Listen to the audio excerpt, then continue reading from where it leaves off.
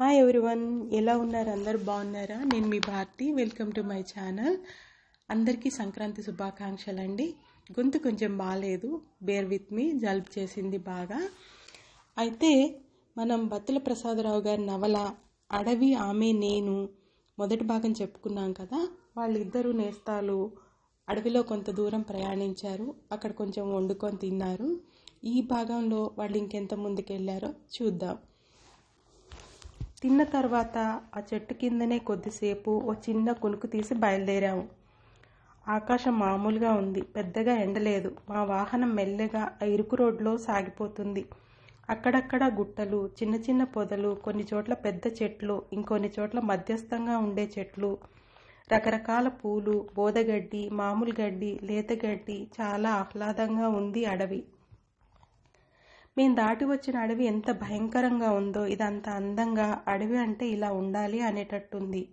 Road అక్కడక్కడ గరుగ్గా ఉంది. కొన్ని చోట్ల కాస్త ఇసుకగా, మరికొన్ని చోట్ల సౌడుగా, మరికొన్ని చోట్ల నల్లమట్టితో రకరకాలుగా ఉంది.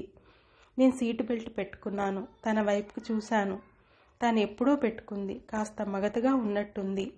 కాసేపు అడవి వైపు చూస్తోంది. దూరంగా ఉన్న పెద్ద పెద్ద కొండలను ఆశ్చర్యంగా చూస్తుంది. నిద్రావస్థను దాటినట్టు లేదు. కడుపు నిండా తిన్నాంగా. నేను స్టీరింగ్ ముందు కూర్చున్నాను. అంటే నాకు నిద్ర ఎగిరిపోతుంది.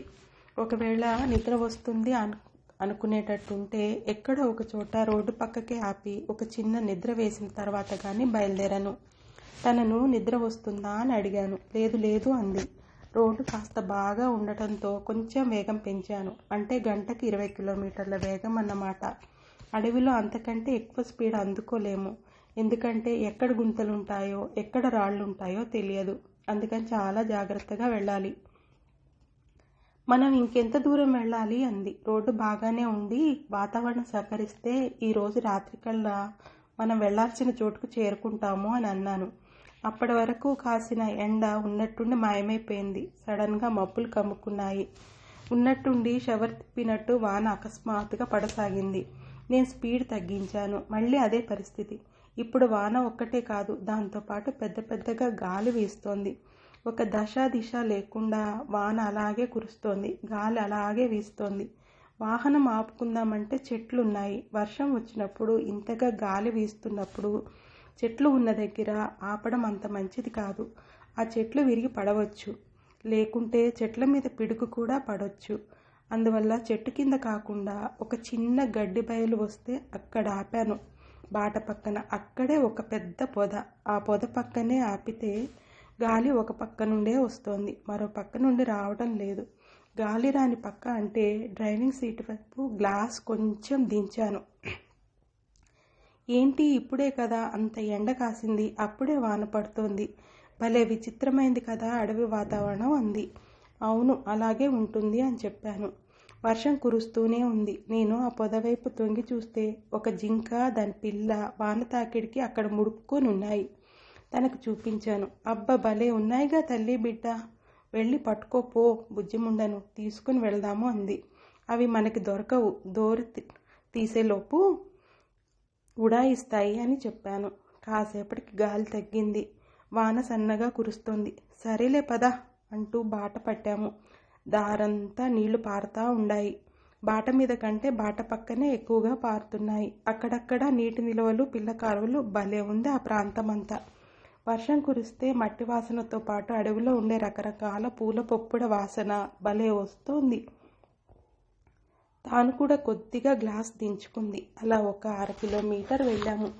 వాన సన్నగా కురుస్తుంది. ఉన్నట్టుండి ఒక పంది ఉరకతా వచ్చి మా వాహనం టైర్కు గుద్దుకుంది. దడేల్మని చప్పుడొచ్చింది. వాహనం భారీగా కదిలింది.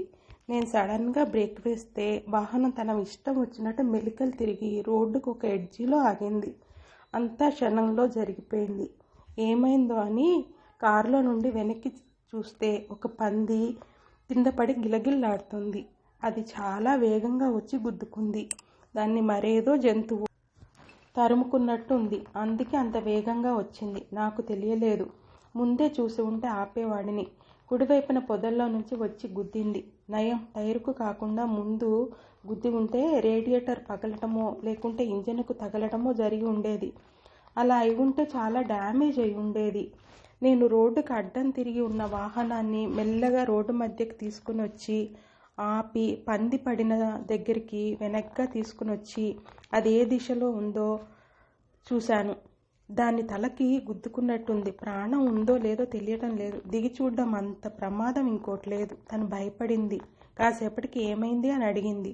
ఇలా పంది వచ్చి గుద్దుకుంది అన్నాను. ముందు చూడలేదా నువ్వు అని అంది. నాకు కనిపిస్తే నేను ఎందుకు దాని మీదకి పోనిస్తాను? అది మన వాహనం కింద పడి ఆత్మహత్య చేసుకోవాలనుకుంది అని అన్నాను. సరే మరి మన వాహనానికి ఏమీ కాలేదా అంది. ఇప్పటికైతే ఏమీ కానట్టే లెక్క. కాస్త ముందుకు వెళ్ళి దిగి చూద్దాం పదా అని కొంచెం దూరం వెళ్ళాక వాహనాన్ని ఆపేసి కిందకి దిగే ముందు చుట్టూ చూశాను. అక్కడ ఏమీ లేవి అని అనుకున్న తర్వాత కిందకి దిగి చూశాను.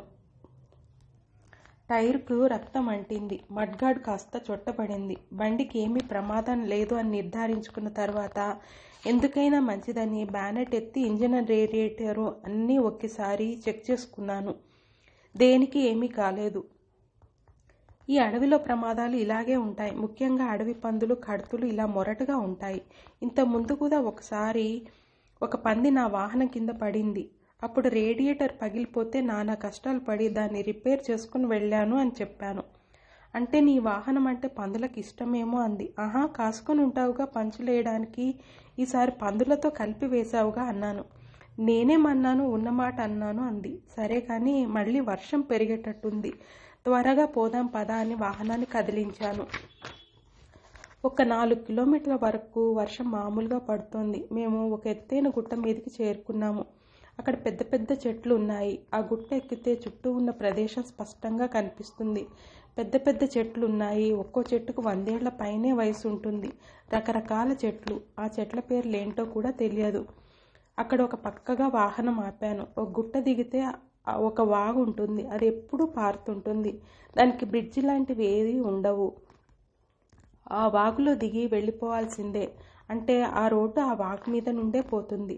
అయితే అక్కడ నీళ్ల లోతు పెద్దగా ఉండదు.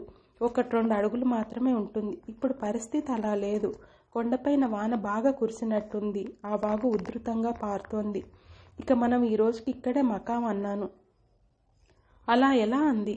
లేకుంటే వాగులో దిగామనుకో మనం ఎక్కడికి కొట్టుకుపోతామో ఎక్కడ తేలుతామో తెలియదు కాబట్టి మర్యాదగా అది తగ్గే వరకు ఉండిపోవడమే అన్నాను. మరి ఎలా ఉంటాము ఇక్కడ అంది. నేను చేస్తానుగా ఏర్పాట్లు, నువ్వు అలాగే ఉండు అని వాహనాన్ని ఇంకాస్త ఎత్తువైపు ఎక్కించాను. రోడ్డు వైపుకు ముందు భాగం ఉండేలా పార్క్ చేసి వాహనం దిగి అందులో నుంచి గొడ్డలు తీసుకొని పోయి సరిపడా అవిసె కర్రలు కొట్టుకుని వచ్చాను. కారులో ఉన్న డేరా తీసి కారు మీద డేరాను వేయగలిగాను. ఒకవైపు తాను కూర్చున్న వైపు మధ్య సీటుకు డోర్కు ఆవల వైపున రెడీమేడ్ వాష్రూమ్ ఏర్పాటు చేశాను. డ్రైవర్ సీటు వెనకాల వైపు ఉండే డోర్ వైపు కిచెన్ సెటప్ ఉండేలా ఏర్పాటు చేశాను. ఇవన్నీ నేను ఎప్పుడైనా ఇలా అడవికి వచ్చినప్పుడు చేసుకునే పనులే కాబట్టి, నాకు అలవాటు కాబట్టి ఏర్పాట్లన్నీ చకచకా చేసుకున్నాను. ఎంత గాలి వచ్చినా ఎగరకుండా డేరాకు 4 పక్కల తాళ్లు కట్టాను. పకడ్బందీగా ఏర్పాట్లు చేశాక పాములు, క్రిమికీటకాలు రాకుండా డేరా లోపల పక్కన స్ప్రే కొట్టాను. బయట కొడితే వర్షం పడితే దాని ప్రభావం పోకుండా ఉండడానికి లోపల వైపు కొట్టాను. తనను డ్రైవర్ సీట్ నుంచి దిగమన్నాను. తాను దిగేలోపు మధ్య సీటు ఫోల్డింగ్ తీసి ఫ్రంట్ సీటుకు మధ్య సీటుకు మధ్యన ఒక జాలీ లాంటి గ్రిల్ని కిందకి దించాను. సీట్ను వెడల్పుగా చేసి దాని మీద ఎయిర్ బెడ్ వేసి ఎయిర్ పిల్లోస్ ఏర్పాటు చేశాను. అంటే అదొక మినీ బెడ్రూమ్ లాగా అన్నమాట. అన్ని ఏర్పాట్లు చేసిన తర్వాత తనను అందులోకి వెళ్ళమన్నాను. తను లోపలికి వెళ్ళి వావ్ అంది. అంతే కదా, మరి మీకు ప్రైవసీ ఉండాలి కదా. నేనైతే ఫ్రంట్ సీట్ల మధ్య పడుకోగలను, కానీ మీకు అలవాటు ఉండదుగా, అందుకే ఈ ఏర్పాట్లు అని చెప్పాను. మురిసిపోయింది. సరే కానీ అటువైపు వాష్రూమ్ ఏర్పాటు చేశాను. నీకు అటు డోర్ తీసుకుని వెళ్ళడమే అంటే తాను వెళ్ళి చూసింది. భలే ఉన్నాయిగా ఏర్పాట్లు అంది. అప్పటికే చీకట్లు పడుతున్నాయి. కిచెన్ సెటప్ కూడా చూపించాను. చాలా బాగుంది, కంఫర్టబుల్గా ఉంది. మరి అడవికి ఎప్పుడూ వచ్చేవాడిని కదా, వచ్చిన ప్రతిసారి ఏదో ఒకటి కొరతగా కనిపిస్తుంది. అందుకని అన్నీ సమకూర్చాను. వాహనం లోపల మనకి ఎలా కావాలంటే అలా మలుచుకునేటట్లు ఏర్పాట్లు చేశాను అని చెప్పాను. సరే, ఇక్కడ ఏమీ ప్రమాదం ఏమీ లేదుగా అంది. ఏమీ ఉండదు. మన డేరా దాటుకుని ఏమన్నా జంతువులు వచ్చినా అద్దాలకన్నిటికీ గ్రిల్స్ ఉన్నాయిగా, గాలి ఆడడానికి అద్దాలు దించి మెస్ వేశాను. పురుగులు పుట్ర రాకుండా దాని మీద గ్రిల్స్ ఉన్నాయి. లోపల కావాలంటే ఒక 0 బల్బు కూడా వేసుకునే సదుపాయం ఉంది. మీ సొంత పడక గదిలా ఫీల్ అవ్వు అన్నాను. అవును అలాగే అంది. మరి నువ్వెక్కడ పడుకుంటావు అంటే నీ పక్క రూమ్లోనే అని డ్రైవింగ్ క్యాబిన్ చూపించాను. వెనక పక్క డోర్ ఓపెన్ చేసి ఒక మినీ కుకింగ్ కిట్ తీసుకుని వచ్చి కిచెన్ సెటప్లో పెట్టాను. నువ్వు పక్కా వెజ్వి కదా, సరే నువ్వేం తింటావో నాకు అదే పెట్టు అన్నాను. సరే నేను చపాతీ చేస్తాను అంది. పిండి కలపడం అంతా పని కాదన్నాను. నేను రెడీమేడ్ తెచ్చాను, జస్ట్ వాటిని గ్రిల్ చేసుకుని తినడమే, మధ్యాహ్నం కూరలు ఉండనే ఉన్నాయి కదా అంది. సరే ఇప్పుడే చలి ప్రారంభమైంది, వేడివేడిగా కాఫీ పెట్టు, ఫ్రిడ్జ్లో పాల ప్యాకెట్లు ఉన్నాయి, లేకుంటే పాలపొడి ప్యాకెట్స్ కూడా ఉన్నాయి అని చెప్పాను. తాను కిచెన్ వైపు డోర్ తెరిచి కాఫీ పెట్టింది. నేను సింగిల్ బ్యారెల్ గన్ బయటికి తీశాను. ఏంటి ఈ సదుపాయాలు కూడా ఉన్నాయా, ఇప్పుడు దేన్నైనా చంపుతావా ఏంటి అంది. అదేం లేదు, సేఫ్టీ కోసం తీశానులే అని దాన్ని డ్రైవింగ్ క్యాబిన్లో పెట్టుకున్నాను. నా రెయిన్ కోట్ తీసుకుని పెద్ద టార్చ్ తీసుకుని మా డేరా చుట్టూ ఒక రౌండ్ వేసి పరిసరాలన్నీ గమనించాను. వర్షం జోరు పెరిగింది. ఎంత పెరిగినా మాకు వచ్చే ప్రమాదం లేదు, ఎందుకంటే మేము ఉండేది ఎత్తైన స్థలంలో కాబట్టి. చుట్టూ తిరిగి వచ్చేలోపు తాను వేడివేడి కాఫీ అందించింది. అలా వాళ్ళిద్దరు కాఫీ తాగి ఆ నైట్కి అక్కడ స్టే చేసినట్టున్నారు. తర్వాయి భాగం మళ్ళీ చెప్పుకుందాం. హాయ్ ఎవ్రీవన్, ఎలా